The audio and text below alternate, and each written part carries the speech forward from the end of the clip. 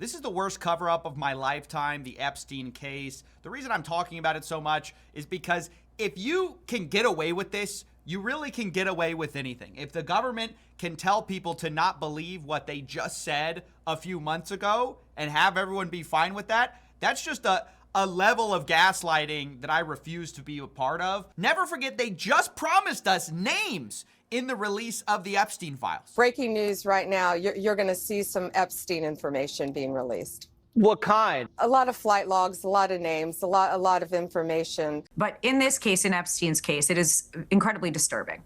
We have flight logs, we have information, names that will come out. Is it going to be shocking? I don't see how it's not shocking that there were so many individuals that were hidden and kept secret and not been held accountable. Yeah, well, apparently there are no names to be given, no list, no blackmail.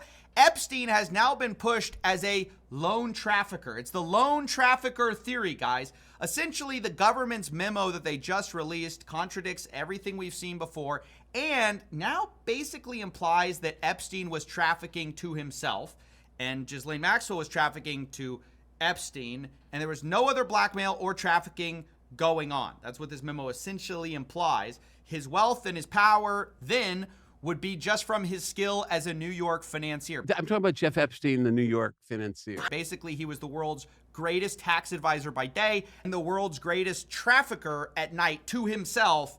And the rich and powerful people who all flocked to him and to his island had no idea of this double life. That really is kind of the heart of the modern theory, is that just all Epstein by himself, and then his friends just were there for his tax advice, despite not being a tax professional or a lawyer. Not only that, another huge revelation is the fact that really the government has increased the number of victims and decreased the number of perpetrators, right?